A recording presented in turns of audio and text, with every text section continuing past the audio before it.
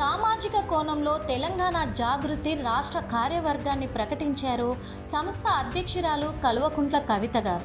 విజయదశమి సందర్భంగా గురువారం రాత్రి 9 గంటల తర్వాత రెండవ విడత రాష్ట్ర కమిటీ కవిత గారు ప్రకటించారు. తెలంగాణ జాగృతి వర్కింగ్ ప్రెసిడెంట్గా ఎస్టీ నేత ఎల్ రూప్ సింగ్ నాయక్ను నియమించారు.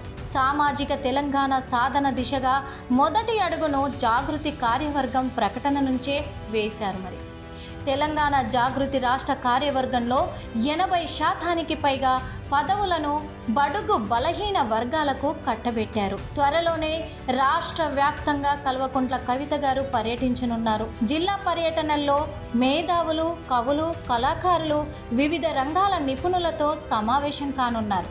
ప్రజలతో పాటు ఆయా రంగాల ప్రముఖుల సలహాలు, సూచనల మేరకు త్వరలో తెలంగాణ జాగృతి రాష్ట్ర కార్యవర్గం 3వ విడత ప్రకటన ఉంటుందని కల్వకుంట్ల కవిత గారు తెలిపారు. జాగృతిలో కొత్త బాధ్యతలు అప్పగించిన వారు సంస్థ ఆశయాలకు అంకితమై పనిచేయాలని కల్వకుంట్ల కవిత గారు సూచించారు. ఈ నియామకాలు వెంటనే అమలులోకి వస్తాయని కూడా మరి కవిత గారు పేర్కొన్నారు. ఈ వ్యాఖ్యలన్నీ కూడా చూస్తూ ఉంటే మరి ప్రజల్లో ఒక కోణంలోనైతే కొన్ని హాట్ టాపిక్గా మారనున్నాయి. త్వరలో మరి కల్వకుంట్ల కవిత గారు పార్టీని కూడా అనౌన్స్మెంట్ చేయబోతున్నారా? మరి పార్టీని పెడితే ఏ పార్టీ పేరు నియమించబోతున్నారు అనే దానిపైన మాత్రం చాలా ఉత్కంఠంగా మారి ఆసక్తికరంగా ఎదురు చూస్తున్నారు తెలంగాణ రాష్ట్ర ప్రజలు.